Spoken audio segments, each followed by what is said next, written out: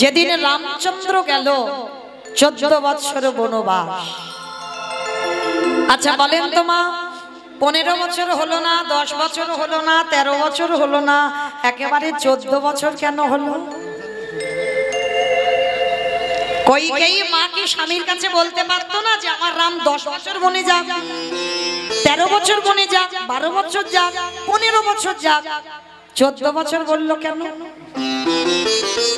কি বাবা, কারণ যদি না থাকতো তাহলে 14 বছরের উপরে চাপ দিয়ে বলতে পারতো? তাহলে 14 বছর বলেছে তার একটাই মাত্র কারণ, দশরথের যখন কোনো সন্তান সন্ততি হয়নি বাবা, পুত্রেষ্টি যজ্ঞ করে তবে তো পুত্র পেয়েছে।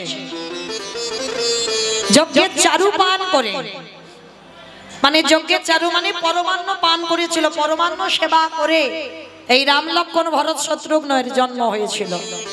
কিন্তু এর আগে দশরথ একটা অভিশাপগ্রস্ত ছিল, মানে গোটা সূর্য বংশে একটা অভিশাপ দেওয়া ছিল যে এই সূর্য বংশে যদি কোনো সন্তান জন্ম নেয় আর সে যদি 25 বছরের আগে রাজ সিংহাসনে বসে, তৎক্ষণাৎ তার অপঘাতে মৃত্যু হবে।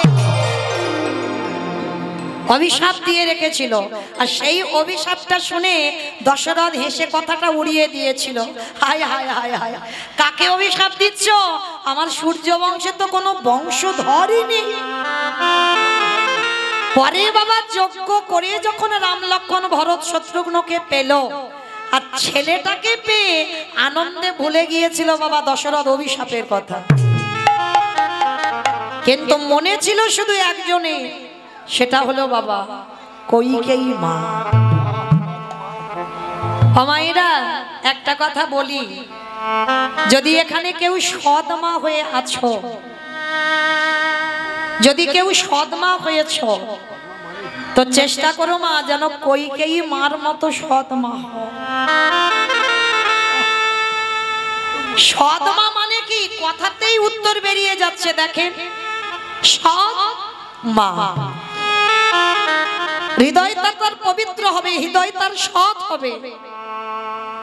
মনে রেখো মা, যে যার হৃদয়ে মাতৃত্ব থাকবে, শুধু নিজের ছেলেটা ছেলে আর অন্যের ছেলেটা ছেলে নয়, সেটা কোনোদিন মায়ের হৃদয়ে আসে না।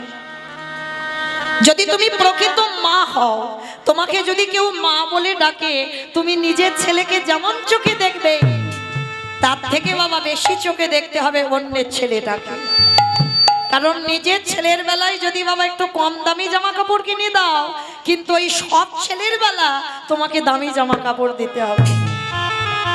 নিজের ছেলে বললে বুঝবে, কারণ ওটা তুমি তার মা। তোমার ছেলেকে একটা ছোট বাটিতে খেতে দাও,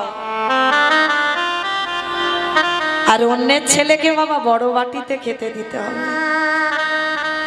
যদি তোমার চরিত্রটা এমন হয়, তাহলে তুমি কিঞ্চিত কইকেয়ী মার চরিত্র অর্জন করেছো। এই যে রাম রাজা হবে যখন রাজ্যে ঘোষণা হলো, কারোর মনে ছিল না মা, কইকেয়ী মার মনে ছিল রাম যদি রাজা হয় আমার রামের মৃত্যু হয়ে যাবে। কারণ দশরথ তো ভুলে গেছিল অভিশাপের কথা, শুধু মনে ছিল আমার কইকেয়ী মা, আমার রাম যদি রাজা হয় আমার রামের মৃত্যু হবে। কারণ অভিশাপ আছে 25 বছরের আগে রাজা হওয়া যাবে না। তাহলে কি হবে? রামকে কায়দা করে এই রাজ্যের বাইরে পাঠিয়ে দিতে হবে। ভালো করে ভাবে, রামের যদি তখন অত কম বয়স হয়, ভরতের কি 25 বছরের বেশি বয়স ছিল? ছিল না তো।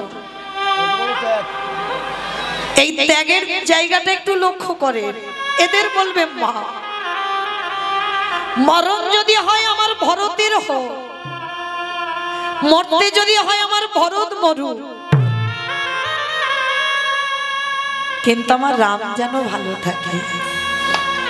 এত বড় কথা কইকেয়ী মা কাউকে বলতে পারেনি, কিন্তু আমার রাম জানতো। ওই বনবাসে যাওয়ার আগে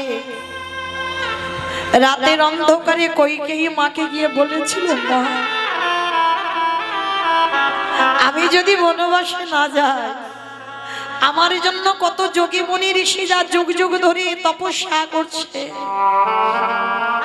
আমাকে পাবার জন্য কঠোর পরিশ্রম করছে, কবে রামের চরণ পাবো। আর আমি যদি অযোধ্যায় রাজ সিংহাসনে বসি, তাহলে তো আমি এদেরকে উদ্ধার করতে পারবো। তাই কৃপা করে তুমি একমাত্র আমার সেই মা, যে কথাটা কাউকে তুমি না বলে তুমি আমাকে বনবাসে পাঠাও। আর কইকেয়ী মা এই কথাটা গোপনে রেখে রামকে বনে দিল, ভরতকে 14 বছরের ভরতকে বনবাসে দিয়ে, হরি বল, রামকে বনবাসে দিয়ে ভরতকে রাজ সিংহাসনে বসালো। আর যেদিন আমার রাম ফিরেছিল বাবা অযোধ্যায়, অযোধ্যায় তো সাজো সাজো রব, যেদিনটা বাবা আমরা কালী পূজার দিন, দিওয়ালি, ওই দিন রামচন্দ্র ফিরেছিল বনবাস থেকে। যার জন্য বাবা ঘরে ঘরে মোমবাতি জ্বালা হয়, ঘরে ঘরে প্রদীপ জ্বালানো হয়। কেন? অযোধ্যা থেকে রাম চলে গিয়েছিল, সেদিন থেকে অন্ধকার নেমে এসেছিল। আর যেদিন রাম আসবে, সারা অযোধ্যা চারিদিকে বাবা ওই প্রদীপ মোমবাতি চারিদিকে আলোয় আলোকিত হয়েছিল, সোনার মতো ঝলমল করছিল। আজকে রাম ফিরে এসে দরজায় দাঁড়িয়েছে, দরজায় দাঁড়িয়ে শুধু একটাই কথা ডাক দিয়েছিল, মা মা গো।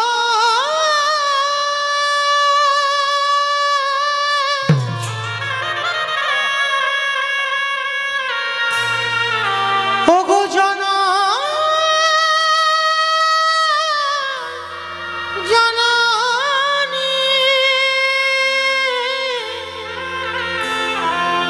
একেবারে দেখা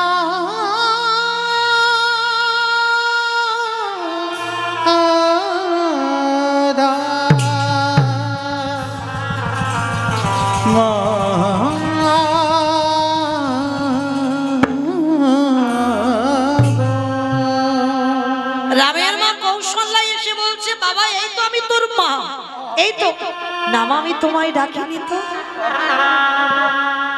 সুমিত্রা এসে বলছে, মা বাবা এই তো আমি তোর একটা মা, আমি তোমায় ডাকিনি তো। আবার তোর মা কোথায়?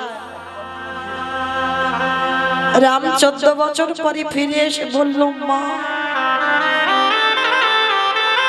আমার কইকেয়ী মা কোথায়? চুপ, একটা কথা বলবি না। যে মা তোকে 14টা বছর বনবাসে দিল, যে মা তোর বাবার প্রাণটা নিয়ে নিল, সেই কইকেয়ী মাকে আমরা সবাই কারাগারে বন্দী করেছি। ওর মুখ আমরা কেউ দেখি না। রামচন্দ্র ওইখানেই বসে পড়েছি।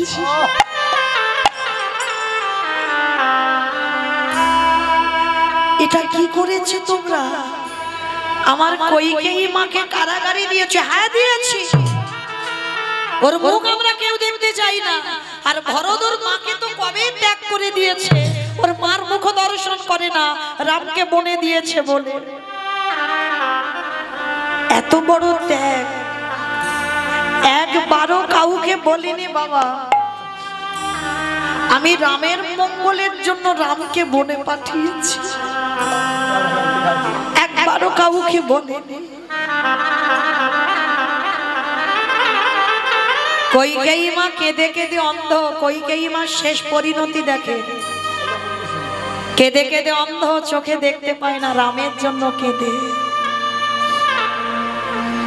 শুধু ওই কারাগারে খুঁজে বেড়াচ্ছে রাম,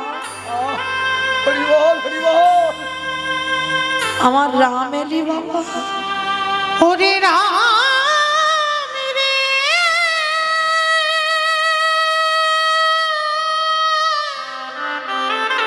কতদিন আর কাঁদবো বলবো, কতদিন তোরে আশা পথে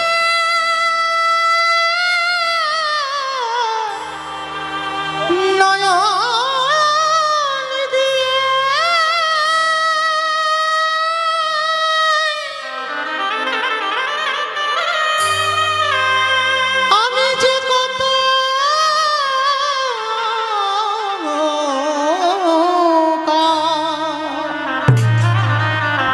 আমি যে কত কাটিয়ে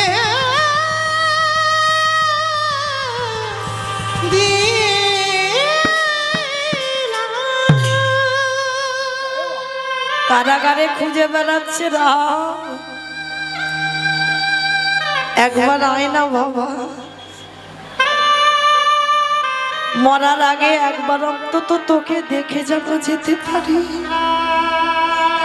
চোখে দেখতে পাই না। রাম বনবাস থেকে ফিরে সবার প্রথমে কারাগারের দরজায় গিয়ে আছাড় খেয়ে রামের মাথাটা কইকেই মাছরণে। নিতাই গৌর হরি বল, হরি বল, হরি বল। যিনি বিশ্বের স্রষ্টা মালিক ভগবান, তার মাথাটা পড়েছে কইকেই মাছরণ। কে কে আমার পা দুটো জড়িয়ে ধরলি? কে সর্বাঙ্গে হাত বুলাচ্ছে, চোখে তো দেখতে পাচ্ছে না। রাম বলে উঠল, মা। কে কে আমায় মা বলি ডাকলো? কে তুই? আমি তোর রাম, নয়ন জলে মায়া।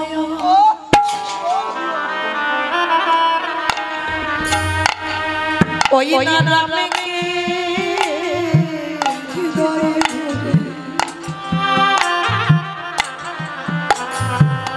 কাঁদে আর বলে খোকারে,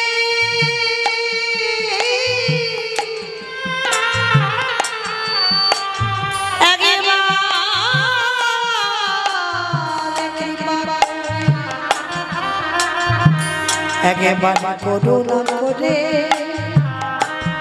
তুই একবার আমার দৃষ্টি শক্তি ফিরাই হরি রাম।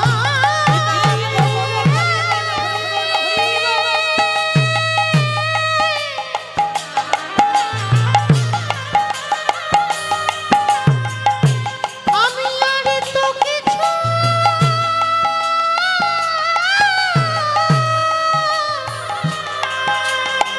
কিছু চাহি না,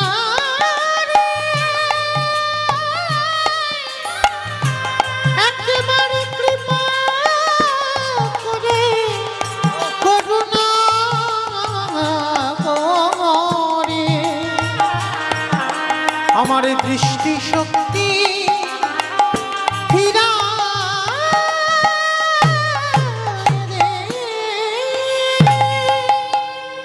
আমি ভক্ত বড়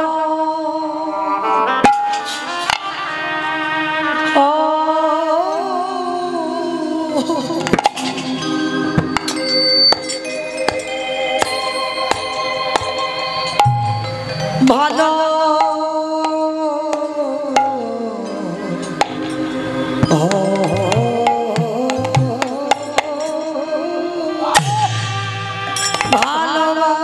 ভালোবাসি। আমি যে ভক্তের লাগি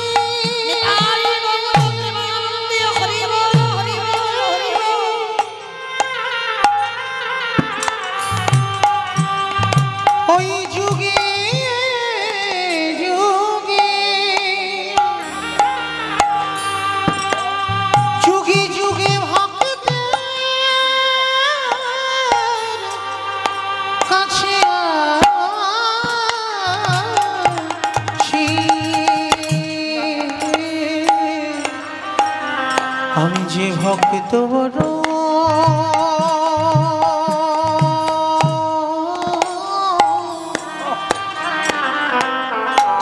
ভালো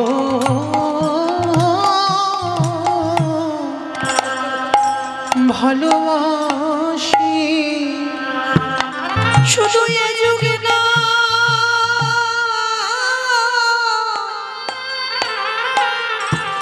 প্রতি যুগে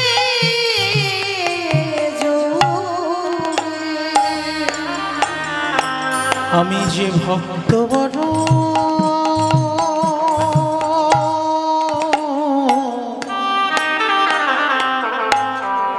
বড় ভালো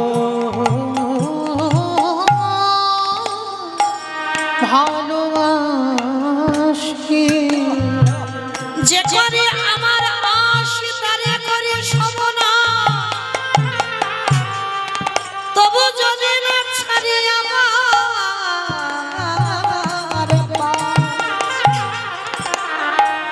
তারে পরে হয়ে যাই আমি তার দাসে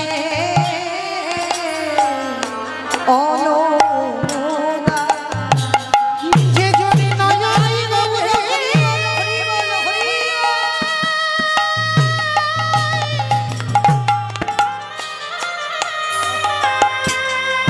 একেবারে কৃষ্ণ তোমার হলাম বলে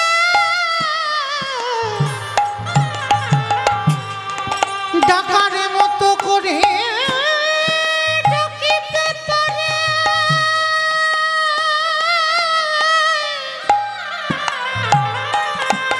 আমি ভগবান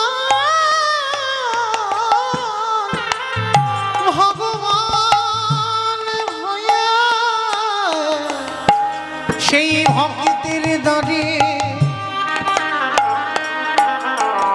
ভক্তের দানে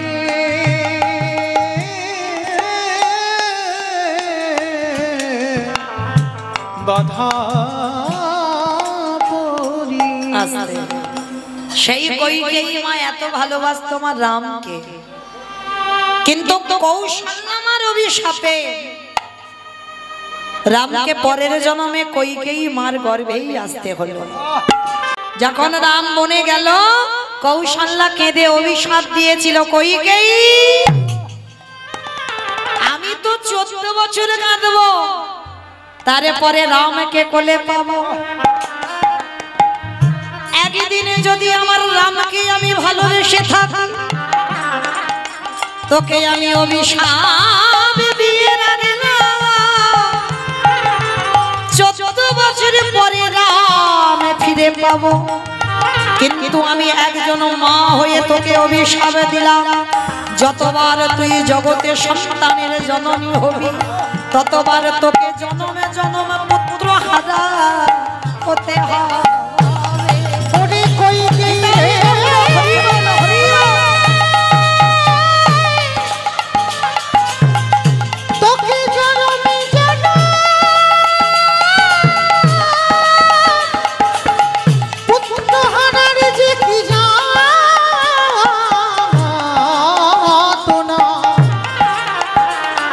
তোকে জনমে জনম বুঝিতে হবে। মনে রাখেন, অভিশাপ দিল জনমে জনম তোকে ভোগ করতে হবে সন্তান হারাবার বেদনা। সেই কৌশল্যার অভিশাপে কইকেয়ীকে আসতে হলো দেবকী হয়ে। দেবকী হয়ে প্রথম গর্ভে 6টা সন্তান হলো, কংস মামার হাতে মৃত্যু হলো। 7ম গর্ভে এলো বলরাম, ওই বসুদেবের প্রথমা পত্নী রোহিণীর গর্ভে চালনা হলো। 8ম গর্ভে এলো কৃষ্ণচন্দ্র, ওই কংস মামার হাত থেকে বাঁচবার জন্য বাবা বসুদেব ভাদ্র কৃষ্ণাষ্টমী তিথিতে ওই কৃষ্ণকে কোলে করে নিয়ে মাথায় করে নিয়ে ওই নন্দালয়ে রেখে এলো। জগৎকে কৌশল্যা হরিবল কৌশল্যার অভিশাপে কইকেয়ীকে দেবকী হতে হলো। আর সেই দেবকী হয়ে 8টা সন্তান প্রথমে জন্মে হারালো। ওই দেবকী মার দ্বিতীয় জন্ম হলো গুন্ডিচা মা। গুন্ডিচা মা মানে ইন্দ্রদম্ন রাজা স্ত্রী, জগন্নাথ ধাম পুরী ধাম যে প্রতিষ্ঠা করেছিল ইন্দ্রদম্ন রাজা, ওর স্ত্রী যার নাম হলো গুন্ডিচা। আর ওই গুন্ডিচা একটা নয়, দুটো নয়, তিনটে নয়, 10টা নয়, কটা 18টা সন্তান হলো। যারা যাবেন দেখবেন 18টা ছেলের মাথার রক্ত দিয়ে 18 নালা হয়ে আছে। জগন্নাথ দেখলে হবে না, জগন্নাথ দেখতে গেলে আগে 18 নালা দেখতে হবে। 18 নালা দেখবার পর ওই যে জগন্নাথ ধামে গিয়ে গরুর ধ্বস্তম্ভ ওইটাকে প্রণাম করতে হবে, তারপরে তোমার জগন্নাথ দেখায় ফল মিলবে। তাহলে গুন্ডিচার 18টা সন্তান হলো, 18টা ছেলের রক্তেতে হলো 18 নালা। ভেবে দেখেন বাবা, হিসাব করে রাখবেন। প্রথম জন্মে 8টা গেল, দেবকী দ্বিতীয় জন্মে গুন্ডিচা হয়ে 18টা সন্তান গেল। সেই গুন্ডিচা আমার তৃতীয় জন্ম হলো নদিয়ার মাটিতে। ওই নীলাম্বর চক্রবর্তীর কন্যা শচী ঠাকুরান, শচী মায়ের প্রথম 8টা কন্যা সন্তান মারা গেল। যেটার কথা আগেই বললাম, অদ্বৈতের প্রণামী 8টা মেয়ে মরে গেল। বড় ছেলে বিশ্বরূপ সন্ন্যাসী হলো, ছোট ছেলে নিমাই এলো। ওই 24 বছর বয়সে শচী মাতাকে কাঁদিয়ে, বিষ্ণুপ্রিয়াকে কাঁদিয়ে, সারা নদিয়ার মানুষকে কাঁদিয়ে নিমাই চললেন সন্ন্যাসী হয়ে। ওই কলির জীবকে বোঝাতে চাইল, কলির জীব আমি আমার মাকে ছেড়ে দিলাম না, আমি আমার রাধারানীকে ছেড়ে দিই নাই, আমি আমার নিজেকেও ছেড়ে দিই নাই। তাই জগতের কলির জীব তোদের পায়ে পড়ে বলে রাখি, ভজন যদি করতে হয় সকাল সকাল কৃষ্ণ চরণ আশ্রয় কর। কলির ঝি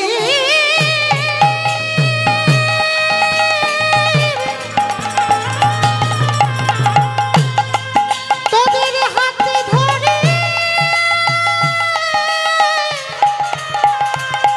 সবাই থাকিতে গৌরী গোবিন্দ চরণে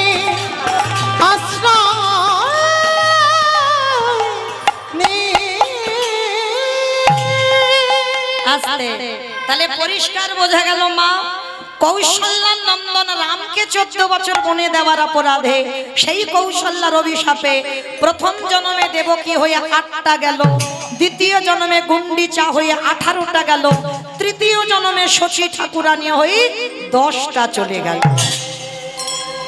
তাহলে কাঁদালে কাঁদিতে হয়, এ কথাটা মিথ্যা নয়। ব্যাংকে টাকা রাখলে বাবা যেমন সুদে আসলে বেড়ে যায়, যদি কেউ আমরা অজান্তে অপরাধ করে ফেলি সেটাও বাবা ব্যাংকের টাকার মতো সুদে আসলে বেড়ে যাবে যাবে যাবে। তবে আজকে আমরা আস্বাদন করব, আজকের একটা নিজ কুলে জন্ম নিয়েও বাবা, একটা নিজ জাতির ছেলে হয়েও সে কিন্তু বৈষ্ণব সমাজে সম্মান পেল। আর বৈষ্ণব সমাজে আমার ভগবান কৃষ্ণ তাকে সমস্ত বৈষ্ণবদের মধ্যে একজন প্রধান বৈষ্ণব বলে আখ্যা দিল। তাহলে মনে রাখতে হবে মা, নিজ কুলে জন্ম হোক আর উচ্চ কুলে জন্ম হোক, যে কুলেই তুমি জন্মাও না কেন কর্মটা তোমার ঠিক করতে হবে।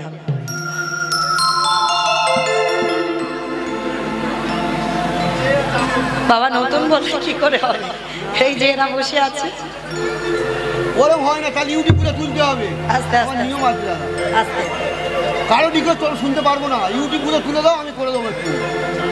আস্তে কি বাবু জানে, ওই বাবুকে জিজ্ঞেস করো পাশে। যা রাধে। তো চলো আজকে জিজ্ঞেস করো রঘুনন্দন ভক্তদের ছাড়লে হবে, সবাই সব রকম বলতো। তাহলে তুমি জিজ্ঞেস করো না, ওটা বলবো। যা রাধে। আজকে আমরা সবাই আস্বাদন করতেই যাচ্ছিলাম বাবা ভক্ত রোহিতাস।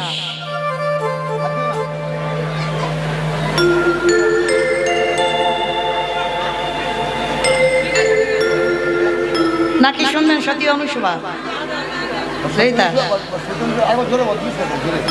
রোহিতাস বেশ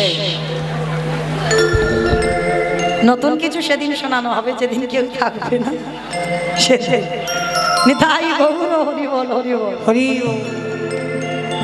তো চলেন আজকে সবার আদেশ নিয়ে শুরু হোক রোহিতাসের বৈষ্ণব সেবা। এই যে ছেলেটা মুচিকুলে জন্ম নিল বাবা, আমরা সমাজে যাদেরকে বলি ছোট যা, তাদেরকে নিজ কুলে জন্ম হয় বলে তাদের কটু কথা শুনতে হয়। আর রোহিতাস তাদের বলে যাদেরকে সমাজে বাবা মুচি। কিন্তু বাবা এই রোহিতাস এটা তো টাইটেল, এটা তো নাম নয়। আমরা অনেক ভক্ত জানি না বাবা, বলি ভক্তের নামটা রুহিতাস, কিন্তু না, ভক্তের নাম রুহিতাস নয়, ভক্তের নামটা হচ্ছে এটা টাইটেল। যেমন আমার নামটা মৌমিতা ঘোষ মণ্ডল, এটা টাইটেল, তার রুহিতাসের এটা টাইটেল, কিন্তু এর নাম আছে বাবা, এর নামটা ছিল বাবা বাল্মীকি রুহিতাস, এর নামটা হচ্ছে বাল্মীকি আর টাইটেলটা হচ্ছে রুহিতাস, কিন্তু কেউ বাল্মীকি বলে না, সবাই বলে রুহিতাস। তো এই রুহিতাস কি এমন সৌভাগ্য অর্জন করেছিল যার জন্য বৈষ্ণব সমাজে তাকে একজন বৈষ্ণব করে আখ্যা দেওয়া হলো। আর মনে রাখতে হবে বাবা, বৈষ্ণব কোনো জাত নয়, বৈষ্ণব একটা ধর্ম, সেটা আপনি হতে পারেন, আমিও হতে পারি। তোমার আচরণ যদি ঠিক হয়, ত্রিনাদপি শনিচিন তরুরিব সহিষ্ণু না অমানি না মানদেন কীর্তনীয় সদা হরি। আচরণের উপর নির্ভর হবে, সে তোমার কোথায় জন্ম নিয়েছে এটা দেখতে যাবে না ভগবান। বৈষ্ণব জাত নয়, বৈষ্ণব একটা ধর্ম। তো আজকের এই যে রুহিতাস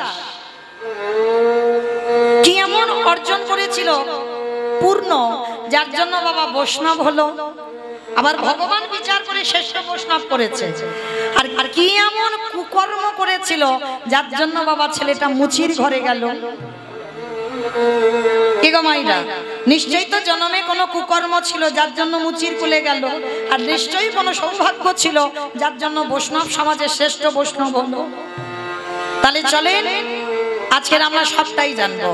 আর জানতে গেলে রুহিতাসে আগের জন্মের কথা আমাদের শুনতে হবে, মানে অপরাধটা করে ফেলেছিল আগের জন্মে, আর আগের জন্মে কি অপরাধ করেছিল সেইটা আজকের আমরা জানবো। চলে, এই যে আগের জন্মে রুহিতাস এমন দুর্ভাগ্য কপাল নিয়ে জন্মেছিল মা। জন্মের আগেই দৈব দুর্ঘটনায় বাবার মৃত্যু হয়ে গেল। আর যখনই বাবার মৃত্যু হয়ে গেল 10 মাস 10 দিন পর মার কোল আলো করে ছেলেটা ভূমিষ্ঠ হলো। কিন্তু ছেলেটাকে জন্ম দিতে গিয়ে মায়েরও মৃত্যু হয়ে গেল। জন্মের আগে বাবা চলে গেল, জন্ম দিতে গিয়ে মা চলে গেল। আচ্ছা মায়েরা বলো তো দেখি, সন্তান জন্ম দিয়ে যদি বাবা চলে যায়, মা কিন্তু মানুষ করতে পারে, এটা বাস্তবে হয়, মা মানুষ করতে পারে, দেখবেন মা আগলে রেখে দেয়। কিন্তু সন্তান জন্ম দিয়ে যদি কারো মা চলে যায়, মানুষ হয়, মানুষ হবে না এটা আমার বলা ভুল হবে, মানুষ হবে, কিন্তু মা যেভাবে স্নেহ ভালোবাসা দিয়ে মানুষ করবে সেটা বাবা পারবে না। এটা বাবা কোনো অভিমানের কথা নয়, মা ভালোবাসে বাবাও ভালোবাসে, কিন্তু দুটো তফাৎ। বাবার ভালোবাসা হলো ঐশ্বর্য, আর আমার মাদের ভালোবাসাগুলো মাধুর্য। আর যে সন্তানের বাবা মা দুজনেই চলে যায়, সমাজ তাকে কি বলে মা? অনাথ। আজকের এই ছোট্ট ছেলেটার কপালটা দেখো কিভাবে গড়ে এসেছে। জন্মের আগে বাবা চলে গেল, জন্ম দিতে গিয়ে মার মৃত্যু হলো। গ্রাম প্রতিবেশীরা সবাই এসে বলে উঠলো এই ছেলেটার লক্ষণ ভালো নয়, কারণ ওই ছেলেটা তো জন্মের আগে মাকে খেলো, জন্ম দিতে গিয়ে মার প্রাণটা নিল, তাহলে ওর লক্ষণ কোনোদিন ভালো হতে পারে না। ও যার বাড়িতে যাবে তার বাড়িতে আবার ধ্বংস করে দেবে। তাহলে সবাই বলা বলি করছে কি হবে। মায়ের দেহটা শ্মশান ঘাটে নিয়ে গেছে গ্রাম প্রতিবেশীরা। একদিনের বাচ্চা, ওই বাচ্চাটাকে কোলে করে শ্মশানে নিয়ে গেল। একটা বেদির উপরে মায়ের সব দেহ রইল, একটা বেদির উপরে ছেলেটাকে রেখে দিয়েছে। মায়ের চিতা সাজিয়ে চিতাটা দাউ দাউ করে জ্বালিয়ে দিল। আর যখন চিতাটা জ্বলে উঠেছে, সমস্ত গ্রাম প্রতিবেশীরা যারা দাহ করতে এসেছিল সবাই তো দাহ কাজ শেষ করলো। এবার এ বলছে বাচ্চাটাকে তুই নে, ও বলছে বাচ্চাটাকে তুই নে। কেউ ছুঁতেও চাইছে না, কেন? ওর নাকি লক্ষণ ভালো নয়। কিন্তু বাবা রাখে হরি মারে কে, আর মারে হরি রাখে কে? ভগবান যদি মনে করে কারোরই রাখবে তাকে কি নিতে পারে? আর ভগবান যদি মনে করে আমি নেব, কারোর সাধ্য নাই বাবা তুমি আঁকলে রাখবে। আজকে কেমন ভাগ্য দেখেন ছেলেটার, সবাই মিলে বলা বলি করছে থাকো এখানে পড়ে। কেউ যখন আমরা নিয়ে যেতে চাইছি না, ওকে রাতের অন্ধকারে শ্রীকাল কুকুরে ছিঁড়ে থাক এখানে, চল পালিয়ে যাই চল। এই হচ্ছে সমাজ। তবে মা সবাই খারাপ নয়। সমাজে যদি বাবা ভালো লোক না থাকতো, সমাজে যদি ধর্ম না থাকতো, তাহলে পৃথিবীটা কি এখনো দাঁড়িয়ে থাকতো? অধর্ম তো থাকবে, কিন্তু তার সঙ্গে সঙ্গে ধর্মও আছে, যার জন্য এখনো পৃথিবীটা দাঁড়িয়ে আছে। না হলে কবেই বাবা ভগবান ধূলিসাৎ করে দিত। আজকের ছেলেটার ভাগ্য দেখুন কেমন, ওই শ্মশানে রেখে গ্রাম প্রতিবেশী সবাই চলে গেল। ভগবান মনে মনে চিন্তা করছে একটু ভালো করে যাচাই করে নিতে হবে না যে ও আমার ভক্ত না ও আমার নকল ভক্ত। ভক্তকে যাচাই করবার জন্য সারা রাত বৃষ্টি হচ্ছে, সারা রাত মুষলধারায় বৃষ্টি। আর ওই একদিনের বাচ্চা সারা রাত বৃষ্টিতে ভিজেছে। সারা রাত যখন বৃষ্টিতে ভিজেছে মা, গলা থেকে কোনো আওয়াজ বের হচ্ছে না কান্নার, শুধু একটা পাখির বাচ্চার মতো চিঁচি করে আওয়াজ করছে। আর ঠিক ভোরের বেলা এক বুড়ি মা ওই শ্মশানের পাশ দিয়ে যাচ্ছে। যেতে যেতে ওই কান্নাটা শুনতে পেয়ে আরে মনে হচ্ছে শ্মশানে কেউ কাঁদছে না, কিন্তু এত ভোরের বেলা কে কাঁদে? ছুটে গেল বুড়িমা, আর গিয়ে দেখছে বাবা একটা পুটলিতে জোড়ানো ছোট্ট একটা শিশু বালক। ওই ছোট্ট শিশু সন্তানটাকে কোলে তুলে নিয়ে বলছে প্রভু ভালোই হয়েছে, আমারও কেউ নেই আর এরও কেউ নেই। তাহলে এরও কেউ নেই, আমারও যখন কেউ নেই, আজকে থেকে ওকে আমি আমার কাছে রাখবো।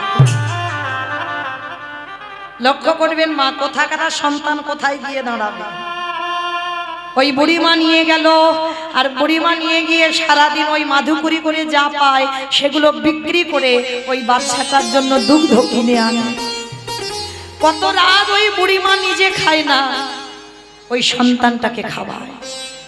আজকের খাওয়াতে খাওয়াতে ছেলেটার বয়স হলো 5 বছর। আর ওই 5 বছরের ছেলেটার অন্য কিছু খেলা নেই বাবা, ওর শুধু একটাই খেলা।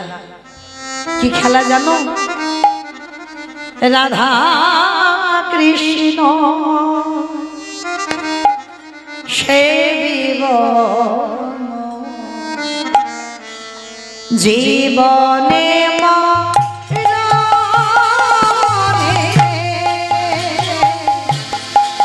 রাধা কৃষ্ণ সেবিব মুই জীবনে মনে। আজ যে স্থানে লীলা করেন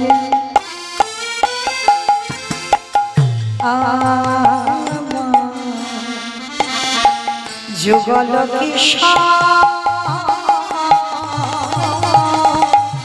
আহা যে স্থানে লীলা করে যুগল কিশোর আজ সখীর সঙ্গিনী হইয়া, আজ সখীর সঙ্গিনী হইয়া আজ তাহের রাধা কৃষ্ণ জীবনী মনে রাধা কৃষ্ণ সেবিব জীবনী মনে। আজ বৃন্দাবনে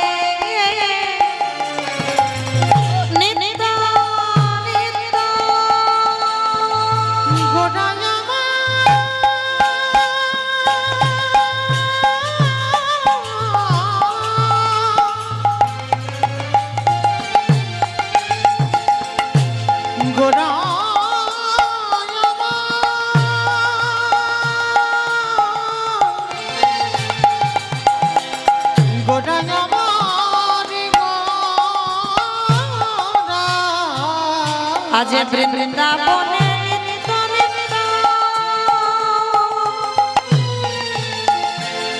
ওই যুগল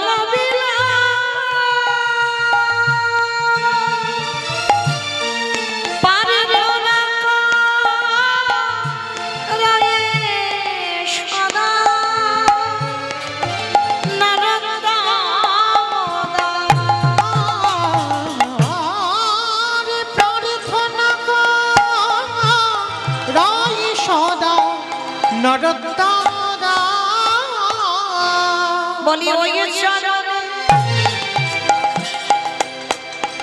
আমি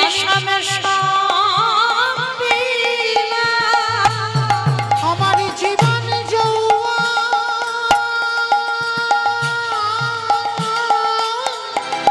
কুলশীল ওই চরণে সবে সবিরা বলি আমার বলতে কিছু রাখে না আমি ওই চরণে সবে সবিরা বলি আমার বলতে কিছু রাখে না আমার দেহ মন প্রাণ জীবন যৌবা আমার চরণে সদা করুণা দয়া আমি যে ওই চরণের অভিলাষ তোমার ওই চরণে সবে সবিরা আমার বলতে রাখি নাই তুমি চরণে ছাড়া কোনো ওই চরণে আশ্রয় নাও তুমি চরণে ছাড়া কোনো দয়া ওই চরণে আশ্রয় করো করুণা দয়া ওই চরণে আশ্রয় নাও ওই চরণে সবে সবিনা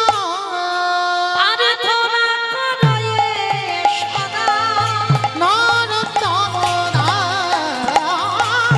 প্রার্থনা করে সদা নরতমনা এইবার যেই না ওই ছোট্ট ছেলেটার ভজন সাধন সবটাই ভগবানের চরণ প্রথমে বাবাকে কেড়ে নিল দ্বিতীয়বারে মাকে কেড়ে নিল এইবার তৃতীয়বার যে বুড়িমা মানুষ করছে সেই বুড়িমাকে 3 দিনের জ্বরে ওই বুড়িমারও মৃত্যু হয়ে গেল একাকী করে দিল ছেলেটাকে যার বাড়িতে খিদের জন্য একটু যায় সে দূর দূর করে তাড়িয়ে দেয় দূর হয়ে যা বাবা মাকে খেলিয়ে যে বুড়িমা মানুষ করছে তাকেও তুই খেলি আবার আমাদের বাড়িতে এসেছিস খাবার জন্য কেউ তোকে খেতে দেব না সবাই দূর দূর করে তাড়িয়ে দিচ্ছে একটা গাছের তলায় বসে বসে কাঁদে আর বলে কৃষ্ণ আমি একবার যদি জানতাম তোকে ভালোবাসলে এত কষ্ট পেতে হয় তোকে ভালোবাসলে এত জ্বালা যন্ত্রণা পেতে হয় আমি এ জীবনে তোকে ভালোবাসতাম না আমি তো বুঝতে পারিনি প্রভু যে তোমায় ভালোবাসলে এত জীবনে কষ্ট আসবে 3 দিন হয়ে গেল ছেলেটা কিছু খাচ্ছে না কেউ কিছু দিচ্ছে না আর যখন 3 দিন কিছু খেতে পেল না ওদিকে ভগবানেরও বড় খিদে কষ্ট পাচ্ছে কেন গো এই কজন ভক্তের মধ্যে বাবা যারা দাঁড়িয়ে আছো বসে আছো আমি কীর্তনিয়া সম্প্রদায় এই কজনের মধ্যে বাবা এমন এমন ভক্ত আছে যে সেবা দিলে তবে আমার ভগবানের সেবা হয় আর যে সেবা না দিলে আমার ভগবান উপবাসে থেকে যায় 3 দিন ওই ছোট্ট ছেলেটা কিছু খাচ্ছে না ভগবানকে কিছু দিচ্ছে না আর ওদিকে আমার ভগবানেরও কিছু খাওয়া হচ্ছে না ভগবান মনে মনে চিন্তা করলো দাঁড়াও একবার গিয়ে দেখি তো ভক্ত যে বড় কষ্ট পাচ্ছে যাই একবার ভক্তের কাছে গিয়ে একটু সান্ত্বনা তো দিয়ে আসি ভগবান একটা বৃদ্ধ বৈষ্ণবের রূপ ধারণ করেছে কারণ মনে রাখতে হবে মা আমরা সেই সৌভাগ্য অর্জন করিনি যে ভগবান সাক্ষাৎ এসে দেখা দেবে ভগবান ছদ্মবেশে আসে, আর যে রূপ এসে দাঁড়াবে, যে রূপে তুমি দেখলে ঘৃণা বোধ করবে। ওই জন্য ভগবান বলছে আগে মানুষ হয়ে মানুষকে ভালোবাসতে শেখ। মানুষকে কোনোদিন ঘৃণা করতে নেই বাবা, মানুষের কর্মটাকে ঘৃণা করো। অনেক ঘৃণ্য কর্ম আছে, কর্মটাকে ঘৃণা করো, কিন্তু কোনো মানুষকে ঘৃণা করো না। তো আজকে ছোট্ট ছেলেটার গতি দেখো কেমন, বসে বসে গাছতলায় কাঁদছে, আর খিদের জ্বালায় সবার বাড়িতে গেছে বলে মেরে সবাই তাড়িয়ে দিয়েছে। অঙ্গ থেকে রক্ত ঝরে ঝরে পড়ছে। আর এদিকে ভগবান আমার একটা বৃদ্ধ বৈষ্ণবের রূপ ধরে গেছে। এই এই ছেলে, এদিকে আয়। কে গো তুমি?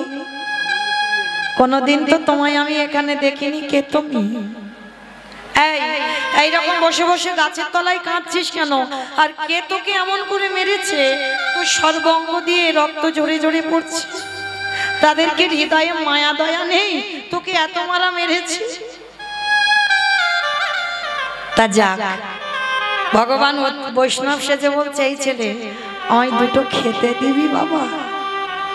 3 দিন হয়ে গেল ঘুরে বেড়াচ্ছি, কেউ আমায় খেতে দেয়নি, আমায় একটু খেতে দিবি? আইরে, যার আছে ভগবান তার কাছে যায় না, আর যার কিছু নেই ভগবান তার কাছে গিয়ে হাত পেতে ধরা। কারণ বাবা যার আছে তো সে দেয় না, ভগবান যাবে কি করে? আর যার কিছু নেই সে দেওয়ার জন্য কাঁদে। আজকের এসে দাঁড়িয়েছে ভগবান অতিথি রূপে, দে না বাবা কিছু খেতে। হ্যাঁ গো, তুমি আমার কাছে চাইছো? তুমি জানো তোমাকে দেওয়ার মতো আমার কাছে কি আছে? আমার জন্মের আগে আমার বাবাকে খেয়েছি,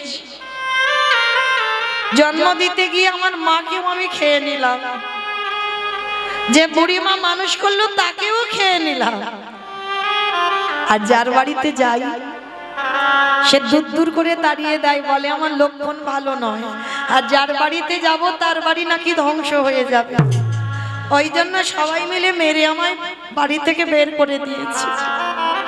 আমি তোমায় কি দেব বলো? আমার কাছে তো কিচ্ছু নেই। ভগবানের চোখে এলো জল। এরকম ভক্ত আছে।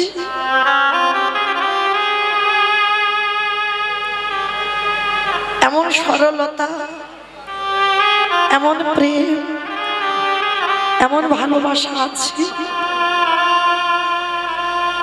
এই ছেলে, তা ঠিক আছে, তুইও খেতে পাসনি 3 দিন, আমিও 3 দিন খেতে পাইনি। তাহলে একটা কাজ কর, তোর খাবারের একটা দিশা আমি বলে দিই। একটু দূরে যাবি, ওইখানে গিয়ে দেখবি একটা আশ্রম আছে।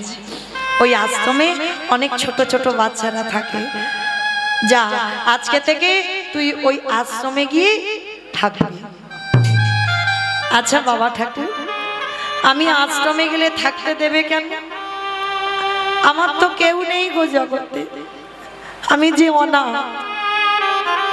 আশ্রমে থাকতে গেলে বংশ পরিচয় তো কিছু লাগবে, আমার তো কিচ্ছু নেই।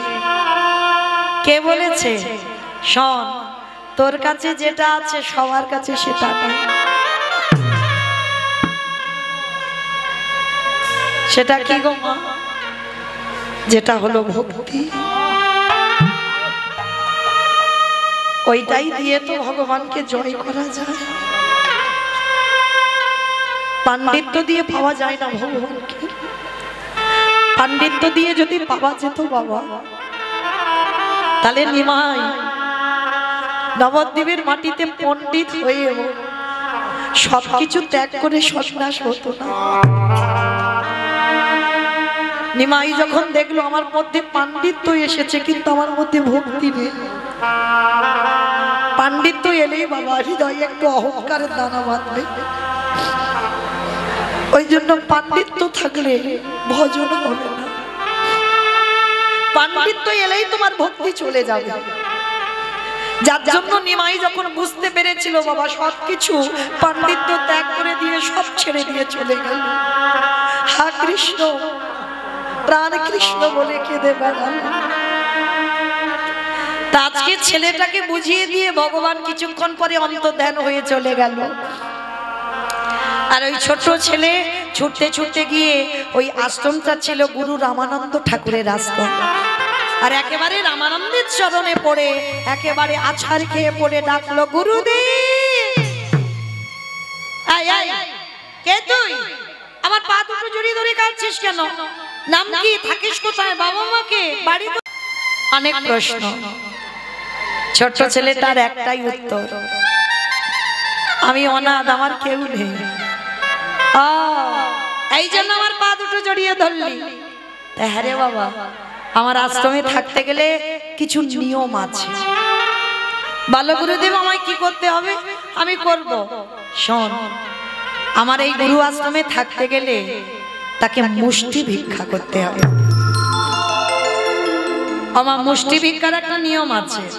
এই যে আমাদের শরীর যতক্ষণ চলবে ততক্ষণ বাড়িতে বাড়িতে ভিক্ষা করতে পারবো, কিন্তু এই যে মুষ্টি ভিক্ষাটার নিয়ম রামানন্দ স্বামী মাত্র 3টে বাড়ি।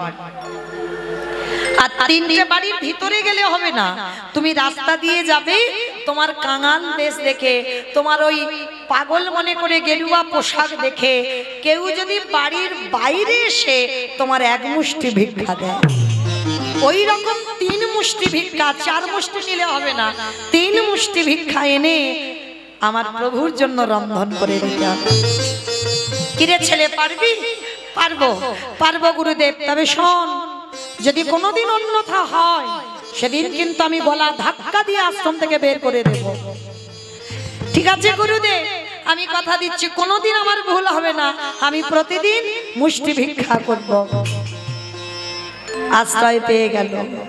আর যেই না গুরুদেবের আশ্রয়ে পেয়ে গেল, ভগবান মনে মনে চিন্তা করলো, প্রথমে ওর বাবাকে কেড়ে নিলাম, দ্বিতীয়বারে ওর মারে কেড়ে নিলাম, তৃতীয়বারে যে বুড়িমা মানুষ করলো তাকেও কেড়ে নিলাম, এইবার চতুর্থবার দেখি এইবার কি করে। মনে রেখো বাবা, যারা কৃষ্ণ ভক্ত হবে তাদের কোনোদিন দুঃখে শেষ হবে না। একটার পর একটা বাবা লাগাতার লেগে থাকবে, দুঃখ কষ্ট ব্যথা বেদনা। তারা জীবনে খুব সুখী হবে না। কেন জানো? অতিরিক্ত সুখ যদি তোমার মধ্যে এসে যায়, তুমি কৃষ্ণ ভুলে যাও। যত কষ্ট পাবে, যত ব্যথা বেদনা পাবে, তত কৃষ্ণ তোমার কাছে থাকবে। হরি বল, হরি বল। তো আজকে ছেলেটাকে কিভাবে বাবা কষ্টি পাথরের মতো ঘষে নিচ্ছে দেখো। ছেলেটা প্রতিদিন মুষ্টি ভিক্ষা করে। আর জানো মা, ওই গ্রামে এক জমিদার মার বাড়ি, প্রতিদিন ওই ছেলেটাকে ডাকে। সে মায়ের কোনো সন্তান নেই, কিন্তু একদিনও ছেলেটা যায় না, কারণ আদেশ আছে তো গুরুদেবের, কারোর বাড়ি অযাচিত ভাবে কিছু নেওয়া যাবে না। কিন্তু ভগবান আজকের পরীক্ষার মুখে ফেলেছে। কিরকম? ভগবান ডাক দিল, পবনদেব, বরুণদেব, ইন্দ্রদেব, যাও তোমরা এমন করে ঝড় বৃষ্টি তুলবে, ওই ঝড় বৃষ্টিতে যেন আমার ভক্ত আর আশ্রম থেকে বেরোতে না পারে। তারপরে দেখো কি হয়। সঙ্গে সঙ্গে বাবা পরিষ্কার আকাশ মেঘাচ্ছন্ন, মুহুর মুহুর বজ্রপাত, ঝড় বৃষ্টি প্রবাহ। রামানন্দ স্বামী ডাকছে, এই খোকা, এখনো এখানে বসে আছিস? তুই মা ধুকুরিতে যাবি না? গুরুদেব, এত ঝড় বৃষ্টি, এই বড় বড় গাছ ভেঙে পড়ে যাচ্ছে, আর এই ঝড় বৃষ্টিতে কে আমায় দেখতে পাবে, কে আমায় মুষ্টি ভিক্ষা দেবে? গুরুদেব, আপদার্থ, আমি তোকে বারবার বলেছিলাম গুরু বাক্য লঙ্ঘন করা যাবে না, তোকে রোজ মুষ্টি ভিক্ষা করতে হবে। যাচ্ছি যাচ্ছি গুরুদেব, তুমি বকো না, আমি এক্ষুনি যাব। ওই ঝড় বৃষ্টি বাদল মাথায় নিয়ে ছেলেটা বেরিয়ে পড়লো। আর যখন প্রচুর ঝড় বৃষ্টি হয় মা, কেউ কি বাড়ি থেকে বেরো? সারা গ্রাম ঘুরছে, কেউ এক মুষ্টি ভিক্ষা দিচ্ছে না। ঝড় বৃষ্টিতে তো সবাই বাড়িতে আছে, কে দেবে? হঠাৎ বাবা ওই ছোট্ট ছেলেটার মনে পড়ে গেল, গুরুদেব তো ঘরে আশ্রমে আছে, গুরুদেব তো দেখতে পাচ্ছে না। আমি একটা কাজ করি, ওই গুরু, ওই যে জমিদার মা প্রতিদিন আমাকে ডাকে সন্তান স্নেহে, আজকের ওই জমিদার বাড়িতে যাব। আর জমিদার বাড়িতে গিয়ে কিছু জিনিস অযাচিত ভাবে আমি চেয়ে আনবো। আর গুরুদেব তো জানে না, উনি কি আর দেখতে পাবে? আর আমি সেটা রন্ধন করে গুরুদেবকে দিয়ে দেব। এটাই ছিল বাবা সব থেকে বড় ভুল। এ ছেলে তো বুঝে উঠতে পারেনি রামানন্দ যোগী পুরুষ। আশ্রমে বসে থাকলে কি হবে বাবা? চোখ দুটো বন্ধ করলে ত্রিনয়নে বাবা সব কিছু দেখতে পেয়ে যায়। সেইটা ওই ছেলেটা বুঝতে পারলো না। অযাচিত ভাবে জমিদার মার কাছ থেকে অনেক চাল ডাল নিল, আর চাল ডালের পুটলিটা নিয়ে আশ্রমে ফিরে এসে রন্ধন করে যেমন গুরুদেবকে দেয় গুরুদেবকে দিয়েছে। আর গুরুদেব যেমন ভোগ লাগায় আজকে ঠিক সেইভাবে ভোগ লাগাচ্ছে। আসন পেতে দিয়েছে, ডালাটা নিবেদন করেছে, আর নিজেই দুয়ারে বসে ধ্যানাযোগে দেখতে পাচ্ছে যে ভগবান প্রতিনিয়ত আসনে বসে দেখতে পায় রামানন্দ নিজের চোখে, যে প্রভু আসনে বসে প্রসাদ পাচ্ছে। কিন্তু আজকে রামানন্দ স্বামী দেখছে ভগবান আসনে বসে প্রসাদ পাচ্ছে। এ কি হলো? তবে কি আমার এই প্রসাদের থালাতে কোনো ত্রুটি হলো?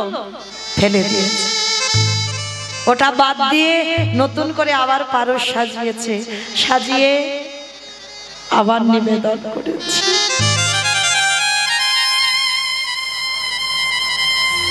দাদা যোগে দেখছি ভগবান আসলে বসছে। দৈব মানে করলো রামানন্দ, তুমি প্রতিদিন মুষ্টি ভিক্ষা দাও বলে আমি তোমার আশ্রমে প্রসাদ পাবো, কিন্তু আজকে তোমার শিষ্য ঘোর অন্যায় করে ফেলেছে। আজকে তোমার শিষ্য অযাচিত ভাবে লোকের বাড়ি থেকে হাত পেতে চেয়েছে, আর এই লোকের বাড়িতে হাত পেতে চেয়ে যে আমার সেবা দেয়, আমি সে প্রসাদ তো কোনোদিন গ্রহণ করি না। শোনো রামানন্দ, তুমি মুষ্টি ভিক্ষা দাও বলে আমি তোমার আশ্রমে প্রসাদ পাই, আর আজকে থেকে আমি তোমায় বলে রাখলাম, আজকের পর থেকে কোনোদিন তোমার এই আশ্রমে আমি প্রসাদ পাবো না, পাবো না, পাবো না। গুরুদেব রাগান্বিত হয়ে ছেলেটাকে ডাক দিয়েছে, এদিকে আয়, আগে শিগগিরই এদিকে আয়, সত্যি করে বল তুই মুষ্টি ভিক্ষায় গিয়েছিলিস? বাবা যারা দেখবেন ছোট বাচ্চা তারা মিথ্যা কথাটা আগে বলে না, সত্যিটা আগে বলে ফেলবে, তারপরে মিথ্যা বলবে। যেই না গুরুদেব চেপে ধরেছে, শিষ্য এসে বলছে, গুরুদেব, গুরুদেব জানো আজকের এই ঝড় বৃষ্টিতে আমি তো কোথাও যেতে পারিনি, কেউ তো আমায় দেখতে পাইনি। আর জানো গুরুদেব, আমি এক জমিদার বাড়িতে গিয়েছিলাম, আর সেই জমিদার মা আমাকে অনেক ভিক্ষা দিয়েছে। জানো গুরুদেব, আমাকে আর এক সপ্তাহ ভিক্ষায় যদি না যায় আমাদের আশ্রমে কোনো অসুবিধা হবে না। অপদার্থ, তোর এত বড় স্পর্ধা, তুই গুরু বাক্য লঙ্ঘন করলি। আমি তোকে বলেছিলাম আমার আশ্রমে সেবা দিতে গেলে মুষ্টি ভিক্ষা লাগবে, তুই ভুলে গেলি আমি যোগী পুরুষ, আমি মুষ্টি ভিক্ষা দিয়ে সেবা দিই বলে প্রভু সেবা পাই।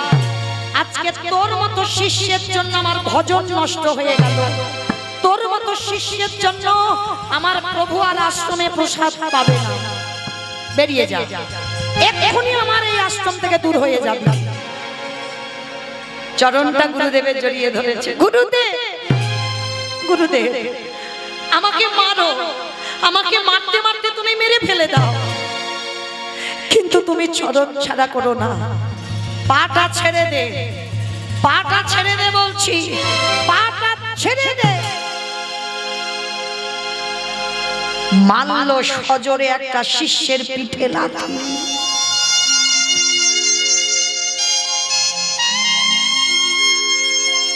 এত জোরে লাথি মেরেছে মা, ছোট বাচ্চা তো, পিঠে খড়মের চিহ্নটা পড়ে গেছে।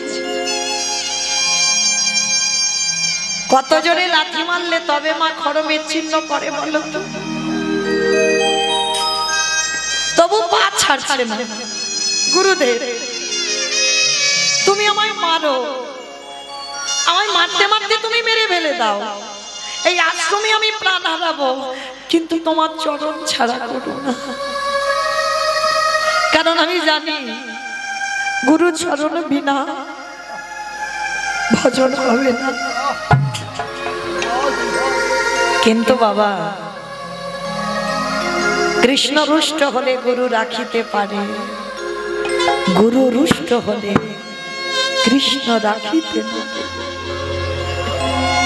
যদি কোনো শিষ্যের উপরে গুরু রুষ্ট হয়ে যায়, তার ভজন সব শেষ। গুরুদেব লাথি মেরেছে, ওটা আশীর্বাদ ভেবে নিয়েছে, পা দুটো জড়িয়ে ধরেছে, আমাকে মেরো না, কিন্তু আমাকে তাড়িয়ে দিও না, যেটা বলবে আমি করব, কিন্তু তাড়িয়ে দিও না। গুরুদেব তোমার চরণ বিনা আমার কেউ নেই। তবে রে এত করে লাথি মারলাম তবু যাচ্ছিস না, তবু আমার পা দুটো জড়িয়ে ধরে আছিস। এমন শিষ্যের মুখ দেখাও মহাপাপ। তোর মতো শিষ্যের জন্য আমার ভজন নষ্ট হয়ে গেল। পা যখন এখনো ছাড়ছিস না, আমি এই মুহূর্তে তোকে অভিশাপ দিলাম, গুরু বাক্য অমান্য করার অপরাধে তোকে এর পরের জন্মে যেতে হবে একটা মুচির কুলে। যেই না বলেছে মুচির কোলে, শুধু মুচির কোলে যাবি না, এই মুহূর্তে আমি তোকে অভিশাপ দিলাম, তোর আজকে সারা দিনের মধ্যে তোর জন্ম হয়ে যাক শেষ। না না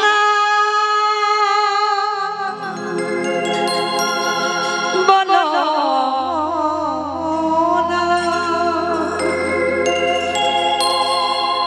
আমি আর সইতে পারি না, আমি সইতে পারি না, না বলো না। বেরিয়ে যা, এই মুহূর্তে তুই বেরিয়ে যাবি তোমার থেকে। আমি আর সহিতে পারি না,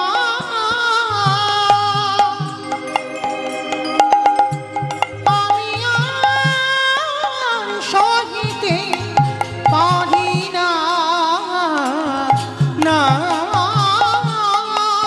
বলো না। চিরবান চিরধনে যে তুমি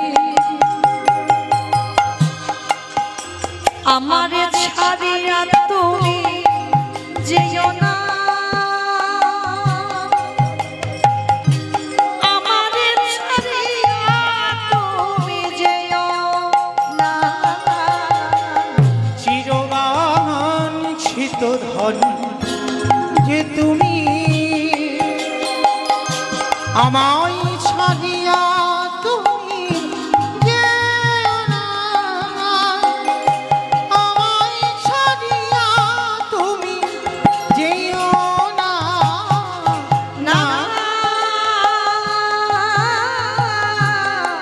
বলো না। ওগো গুরুদেব, নিতাই গৌর প্রেমানন্দে হরি বল, হরি বল, হরি বল। করে অভিশাপ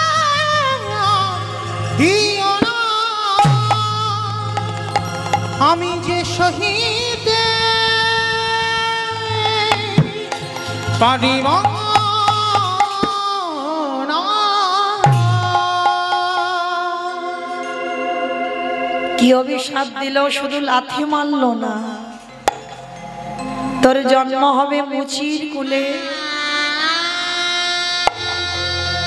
আজকে 24 ঘন্টার মধ্যে তোর জীবন হবে শেষ। এতক্ষণ যে ছেলেটা চরণ ধরে কাঁদছিল, পাটা ছেড়ে দিয়েছে। ঠিক করেছ গুরুদেব, তুমি ঠিক করেছ। আমার মতো পাপীর কোনো অধিকার নেই তোমার চরণ সেবা করার। গুরুদেব,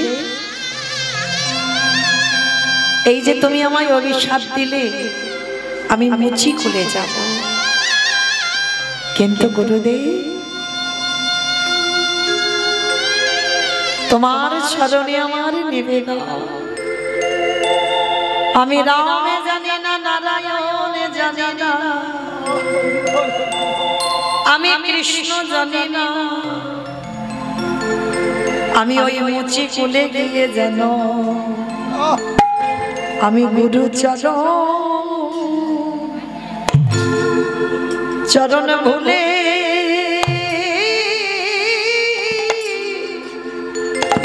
ভুলে না।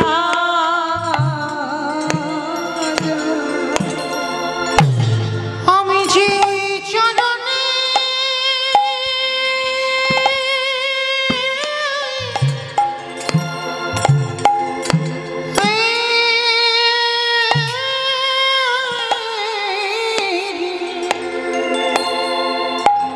আমি যে ওই চরণে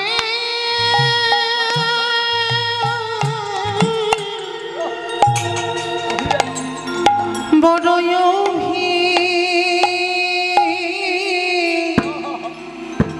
অভিলাষী,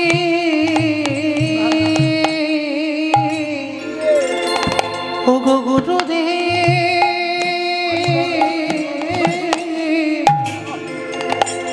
আমি যেন ওই চরণ যেন কোনোদিনও ভুলে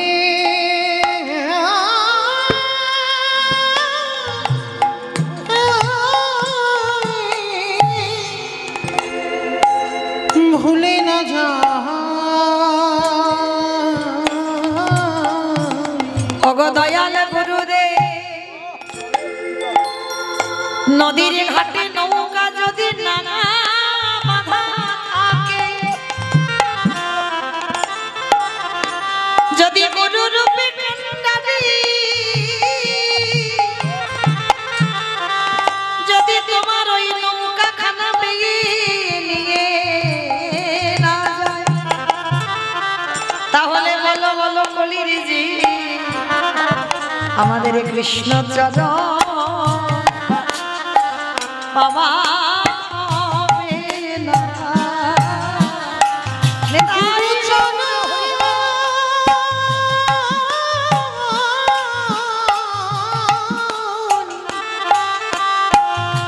এবারে গুরু চরণ আশ্রয় না করিলে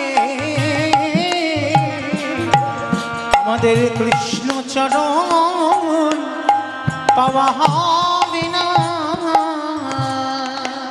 আজকে ছেলেটাকে এত কথা বলছে, মারলো, মুচির কোলে জন্ম দিল, বললো আজকেই তোর মৃত্যু হয়ে যাবে, তবু বলছে গুরুদেব আমি উচ্চ কুলে যাই আর নিচে কুলে যাই, আমি যে কুলে যাই না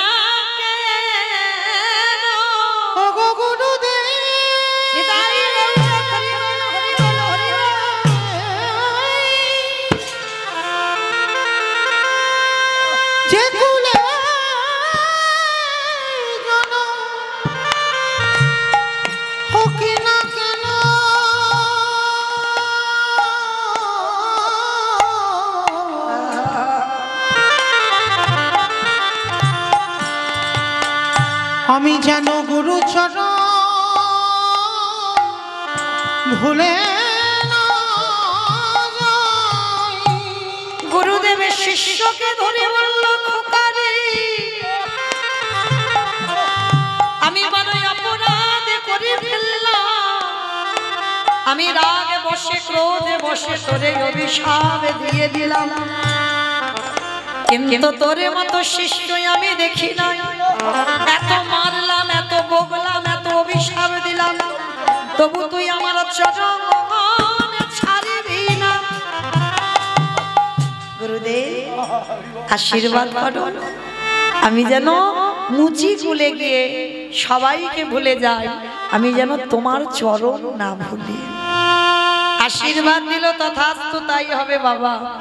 ছেলেটা গুরুকে প্রণাম করে স্নানে নেমেছে দুপুর বেলা। বাবা, মৃত্যু যদি কপালে থেকে থাকে, তুমি ঘরের ভিতরে থাকলেও বাবা তোমার মৃত্যু হবে। তোমার কপালে যদি আজকের মৃত্যু লেখা থাকে, কোথা থেকে মৃত্যু হবে তুমি কল্পনা করতে পারবে না।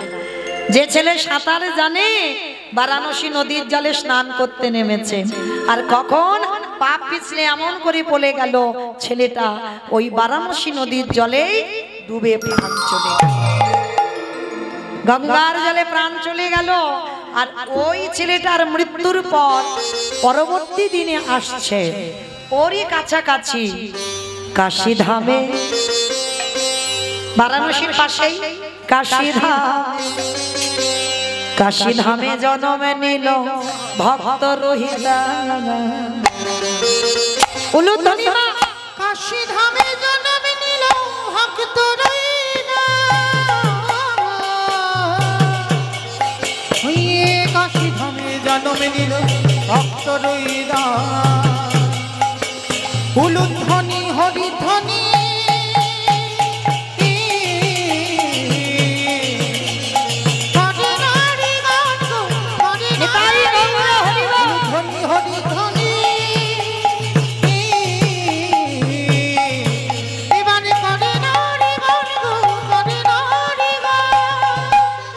ঢাকে বাজে ঢোলক বাজে, ঢাকে বাজে ঢোলক বাজে, মা দোলে দিদোল, ঢাকে বাজে ঢোলক বাজে, মা দোলে দিদোল, ঢাকে বাজে ঢোলক বাজে, মা দোলে দিদোল, ঢাকে বাজে ঢোলক বাজে, মা দোলে দিদোল।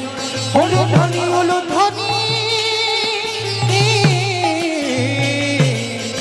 হরিল ভুবন গো, হরিল ভুবন, হরিল ভুবন গো, নিতাই গৌর হরিবল হরিবল। হরিল জন্ম হলো জনমে হলো, আজ ভক্তের, জনমে হলো ভক্তের আজি, জনমে হলো ভক্তের আজি, জনমে হলো। মুচি পাড়াতে রাঘব রোহিদাসের ঘরে ছেলেটার জন্ম হলো, কিন্তু জন্মাবার পরে মা হয়ে গেল জাতিস্বর। আমার এখানে কারা কারা জাতিস্বর আছো, একটু উলুধ্বনি দাও তো দেখি। রেমসে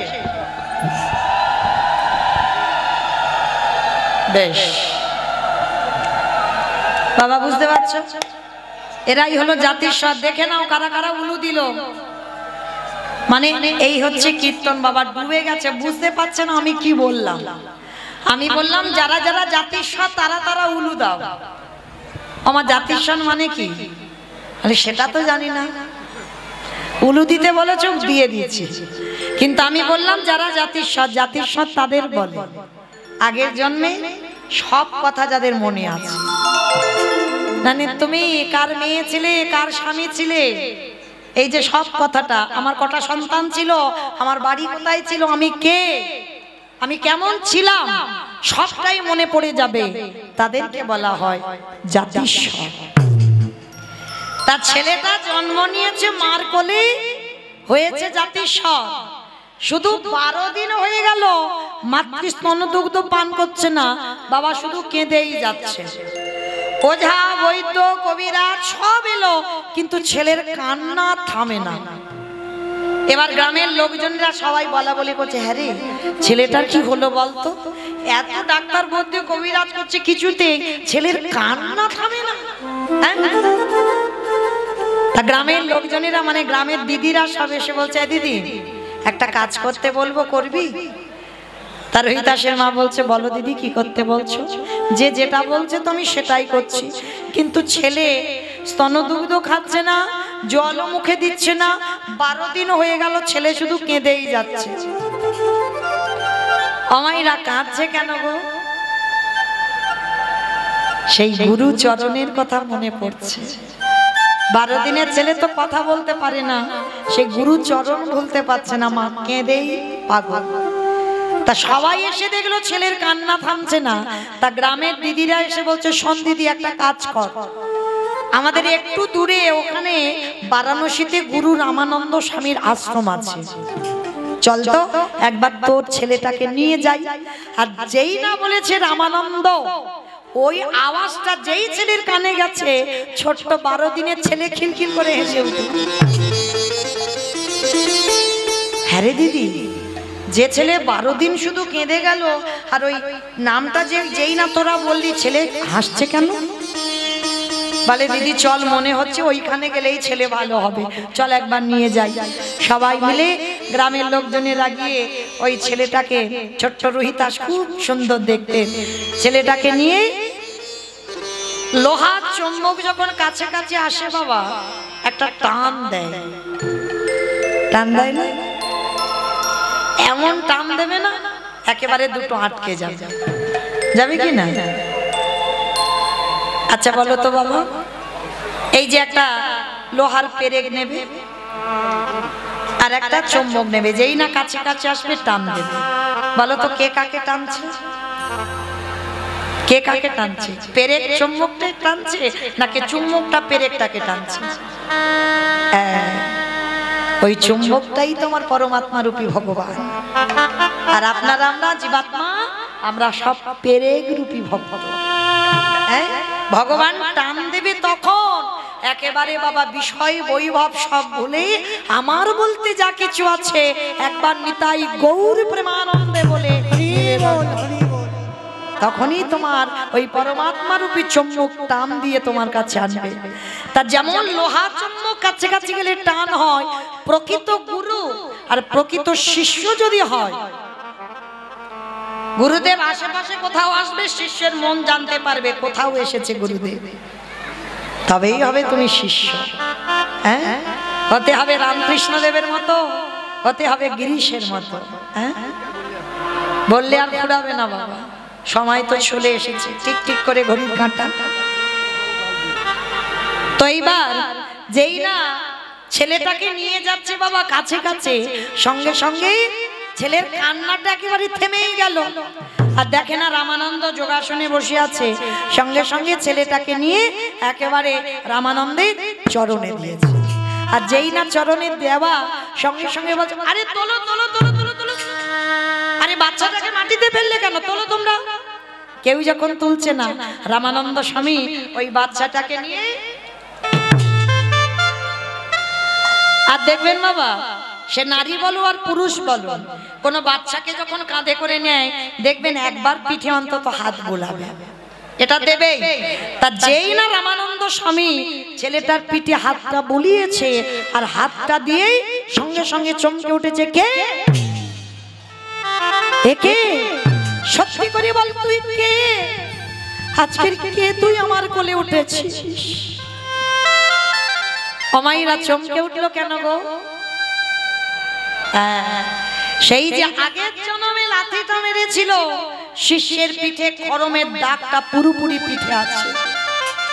যেই না পিঠে হাত বুলিয়েছে, শিষ্যকে নিয়ে বলছে, ওরে আমি বুঝতে পেরেছি তুই সেই শিষ্য আমার, তুই আমার অদর্শনে 12 দিন ধরে কাঁদলি, জলস্পর্শ করলি না, স্তন দুগ্ধ মুখে দিলি না, তোর প্রতিজ্ঞা আমার চরণ দর্শন করে তবে তুই স্তন দুগ্ধ পান করবি। ছোট অবলা শিশু বললেন, ওগো দয়াল গুরুদেব, সেই যদি কৃপা করে দেখা দিলে, তবে 12 দিন পরে দিলে কেন? সেই যদি দেখা দিলে 12 দিন পর দিলে কেন? 12 দিন আমি তোমার জন্য কষ্ট পেয়েছি। ছেলেটাকে নিয়ে কাঁদছে গুরু রামানন্দ, আর এরা বাবা মা গ্রামের লোকজনরা মাথায় হাত দিয়ে বসে আছো। মা এদের কি চলছে আমরা তো বুঝতে পারছি না, কারণ এরা যে আগের জন্মে গুরু শিষ্য। কারণ শিষ্যের মৃত্যু হয় রুইতাস, কিন্তু রামানন্দ স্বামীর এখনো মৃত্যু হয়নি। তা যেই না ছেলেটাকে নিয়ে কাঁদছে, 12 দিনের ছেলের কানে বাবা আসল কাজটা দিয়ে দিল। ছেলেটার মাথায় হাত দিয়ে বলছে, শোন খোকা, এক মুখে আমি তোরে অভিশাপ দিয়েছি তুই মুচি খুলে যাবি, আর এক মুখে আমি এই মুহূর্তে তোরে আশীর্বাদ দিলাম, এই জগতে যত কৃষ্ণ প্রেম কৃষ্ণ ভক্তি তোর মধ্যে উদয় হোক, উদয় হোক, উদয় হোক। কি আশীর্বাদ! জগতে যত কৃষ্ণ প্রেম ভক্তি ওই ছেলেটার মধ্যে উদয় হবে। এক মুখে অভিশাপ, এক মুখে আশীর্বাদ। এইবার ছেলেটাকে ওই কানে ওই কাজটা করে দিল না, দেহ শুদ্ধ হয়ে গেল। দিয়ে বলছে, রাঘব চলো তোমার ছেলেকে তোমার বাড়িতে একটু দিয়ে আসি। গুরুদেব, না না না, আমরা মুচি, আমরা ছোট যা, ওই কথা বলো না। আমাদের ঘরে গেলে আমরা যে ঘাটে ঘাট সরি সে ঘাটে কেউ যায় না, আমরা ছোট জাত বলে আমাদের সঙ্গে কেউ কেউ মেলামেশা করে না, আমাদের নিজ কোলে জন্ম। চুপ, একটা কথা বলবি না। মুচি হয়ে সুচি হয়ে যদি কৃষ্ণ ভজে, যদি কৃষ্ণ ভজে, সুচি হয়ে মুচি হয়, যদি কৃষ্ণ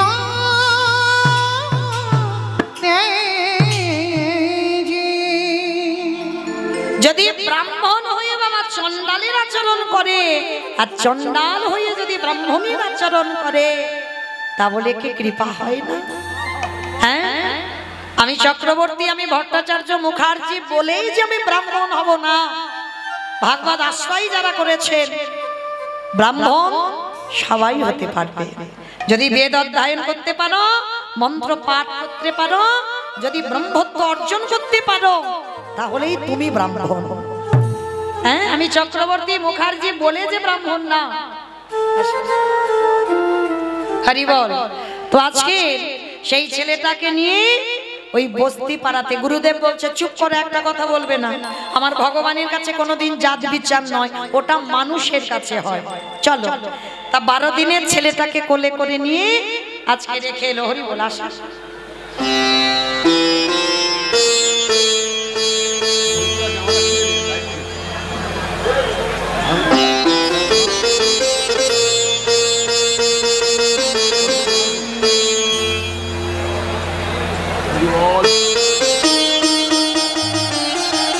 উলুধ্বনি, উলুধ্বনি।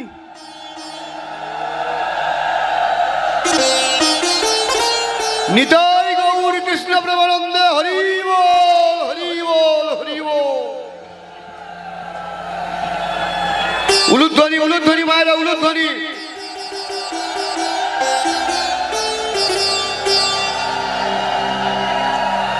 নিতাই গৌর প্রেমানন্দে, হরি বল। হরি বল, হরি বল।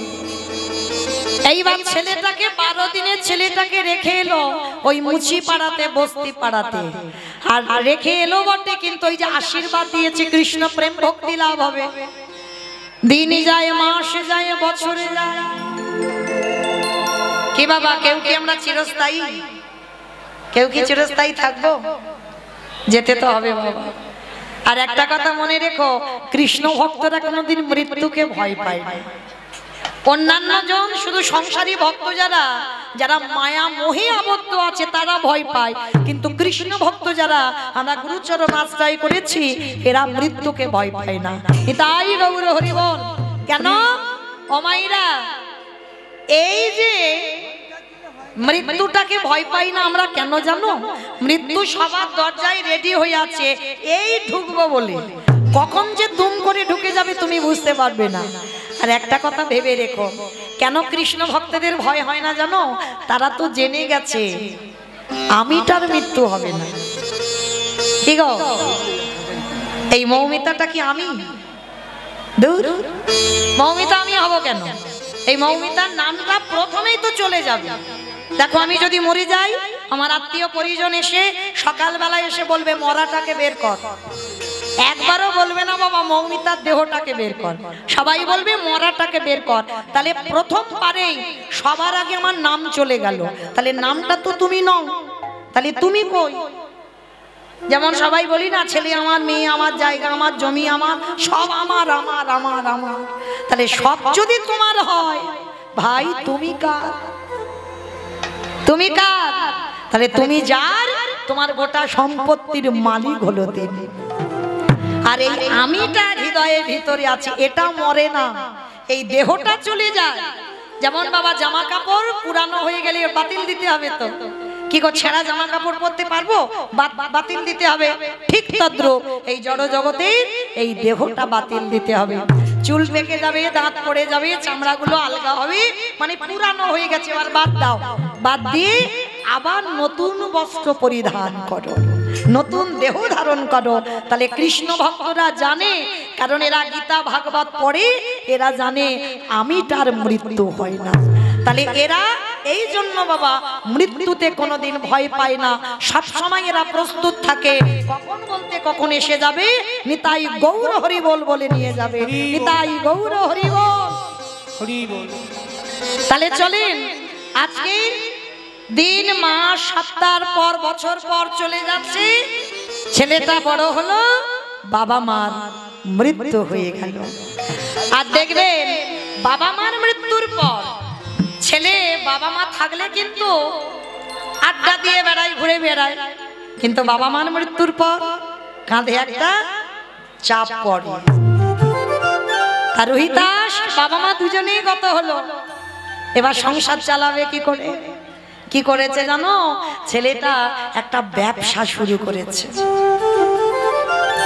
বাবা ঠাকুর আপনারা আমরা ব্যবসা করি, কতটা লাভ করা যায়, ব্যবসা করি না কতটা লাভ পাওয়া যাবে, কিন্তু রোহিতাসের এই ব্যবসা নয়। রোহিতাস এমন একটা ব্যবসা খুলেছিল না, জুতোর ব্যবসা। আর এই জুতোর ব্যবসায় প্রতিদিন নিজের হাতে দুজোড়া করে জুতো বানাতো, দুজোড়া মানে 4টে জুতো। এক জোড়া জুতো রাস্তার ধারে বসে বিক্রি করতো, আর এক জোড়া জুতো ফ্রিতে মানে বিনা পয়সায় যদি ভক্ত দেখতে পেত, ভক্তকে দান করে দিত। ভালো করে বুঝবেন বাবা রোহিতাসের চরিত্রটা, এটা প্রতিদিন, এটা তার নিত্য কাজ। দুজোড়া জুতো বানাবে, সারা রাত ধরে এক জোড়া জুতো ফ্রিতে দিয়ে দেবে, আর এক জোড়া জুতো বিক্রি করে সংসার চালাবে। তা জানো বাবা, একটা পথিক যেতে যেতে একদিন প্রশ্ন করেছিল, আচ্ছা রোহিতাস একটা কথা বলবো, শুনলাম তুমি নাকি রোজ রোজ দুজোড়া করে জুতো বানাও, আচ্ছা ধরো তোমার এক জোড়া জুতো বিক্রি হলো না, সেদিন তুমি সংসার চালাবে কি করে? এক জোড়া জুতো বিক্রি হচ্ছে না, তাহলে সেদিন তুমি কি খেয়ে থাকো? অনাহারে না কি করো? তোমার তো আর কিছু রোজগার হলো না, কি করে থাকো? তার রোহিতাস শেষে বলছে, পথি যেদিন বাহ্যিক জগতের আহারে কিছু জোটে না, ভালো করে কথা শুনবেন, বাহ্যিক জগতের আহারে যেদিন কিছু জোটে না, যেদিন আমার এক জোড়া জুতো বিক্রি হয় না, সেদিন আমি কি করি জানো? আমার ঘরে আছে জলধর মূর্তি, তার চরণ তলে বসে সারা রাত আমি কি করি জানো? আমারে ভক্তি চন্দনে মনে তুলসী আর নয়নের জলে দিয়ে। তাহলে কি পান করো?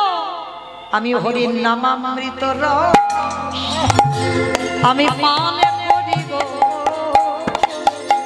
নিতাই করিব।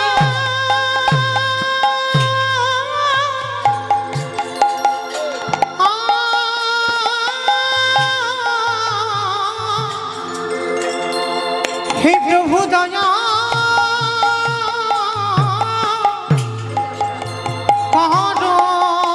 বলে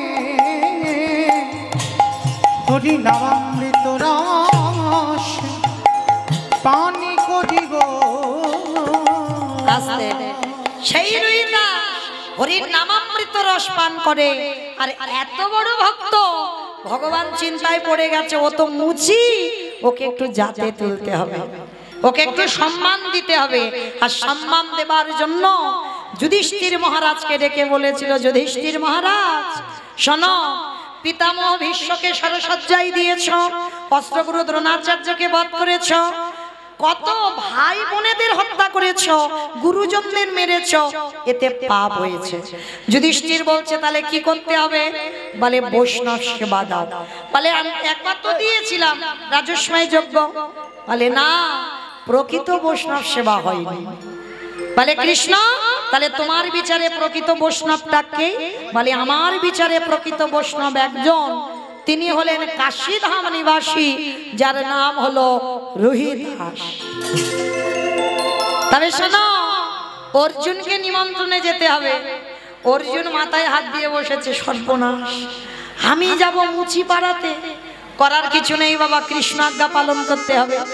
আর মনে মনে ভেবে যাচ্ছে, ও বেটা যাতে আসতে না পারে একটা কায়দা করে আসে। কৃষ্ণ চরণ ধোলাটা নিয়ে একেবারে মুচি পাড়াতে গেছে। আর মুচি পাড়াতে গিয়ে যেই না বাবা রোহিদাসের দরজার সামনে গিয়ে দাঁড়িয়েছে, রোহিদাস বলছে, পার্থ আমি যাব, কিন্তু কথা দিলাম আমি যে যাব, কিন্তু আমার বাড়িতে এসেছে একটু প্রসাদ পাও। বলে অসম্ভব, আমি একটা মুচির বাড়িতে প্রসাদ পাবো, এটা কোনোদিন হতে পারে না। বলে দেখো, তোমার কৃষ্ণ তো আমার মুচি কুলে জন্ম দিয়েছে, এর জন্য তো আমি দায়ী নয়। এইবার যেই না বাবা রোহিদাসের ঘরে গেল, গিয়ে বাবা তেলটা মাথায় দিয়েছে, বা স্নানটা করতে হবে। স্নান করবে কোথায়? কুয়োতে জল আছে, তাতে চামড়া ভিজানো আছে।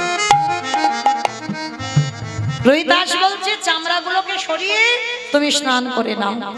হাই ভগবান, চামড়াগুলো সরিয়ে স্নান? যেই না সরিয়েছে বাবা, আর জলটা কাটিয়ে স্নান করতে যাবে, অর্জুনকে দেখে পতিত পাবনী গঙ্গা কুয়োর নিচে চলে গেছে। আর কুয়োর নিচে থেকে বলছে, অর্জুন তুই হলি মহাপাপী, কারণ সর্বক্ষণ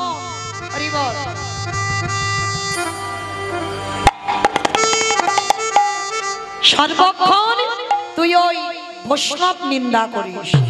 আর যখনই বৈষ্ণব নিন্দা করিস, তাহলে তুই হলি মহাপাপী। মা, আমি মহাপাপী, কিন্তু তুমি এই কুয়োর জলে কেন? তাহলে অর্জুন, সবাই পাপ করে আমার জলে ডুব দিতে যায়, আর সবার পাপ আমি মাথায় করে বয়ে বেড়াই, কিন্তু আমাকেও তো কোথাও ধুতে হবে। তাও মা, তা তুই তো খাল বিল নদী নালা পুকুর ঘাটে স্নান করতে পারতিস। বলে ওখানে স্নান করলে হবে না, রোহিদাস মুচি হতে পারে, আমি কুয়োতে কেন আছি জানিস? সারাদিনে চলে যাই, দিনান্তে একবার ওই মুচির চরণ দুটো আমার বক্ষে পড়ে। আরে রোহিদাস হলো বৈষ্ণব, ওই বৈষ্ণবের চরণ পরশে আমার কোটি কোটি জনমের পাপ ধুয়ে যায়। ওই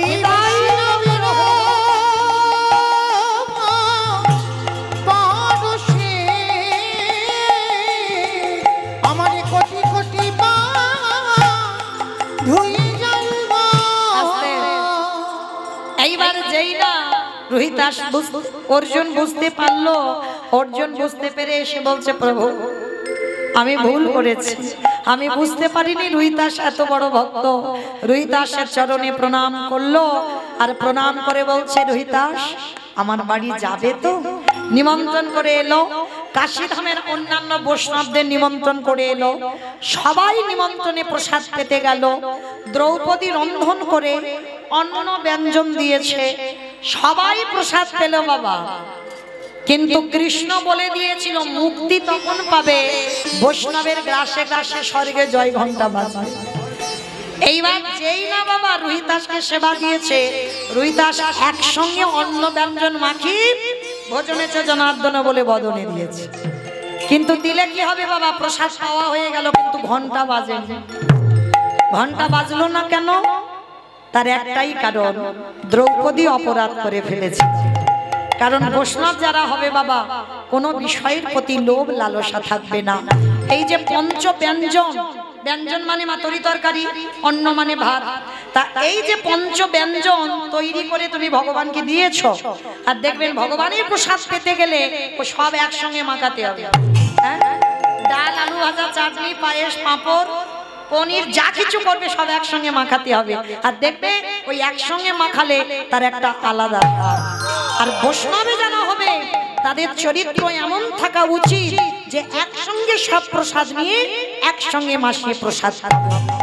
আর রোহিদাসের জন্য আবার আলাদা করে প্রসাদী বানালো, আর প্রসাদী বানিয়ে এবার রোহিদাসকে সেবা দিচ্ছে।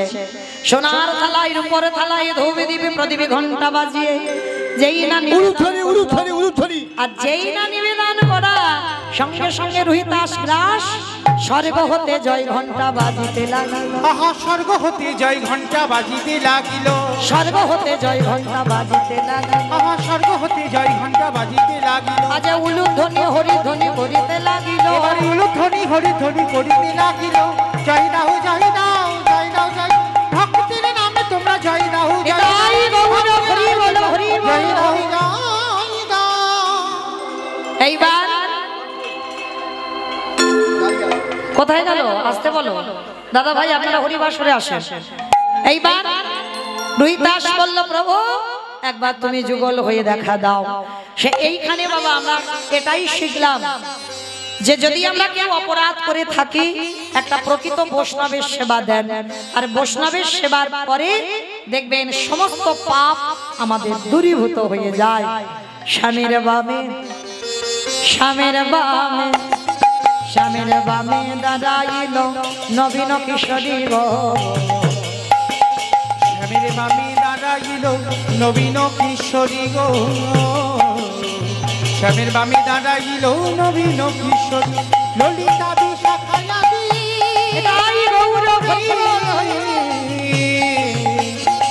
যত সহচরী গো, যত সহচরী। আস্তে দেখি মা, সবাই একবার হাত দুটো তোলো তো দেখি একবার সবাই। পদ্মের পাতায় পাতায় দিচ্ছে করতালি। পদ্মের পাতায় পাতায় দিচ্ছে করতালি গো। পদ্মের পাতায় পাতায় দিচ্ছে করতালি।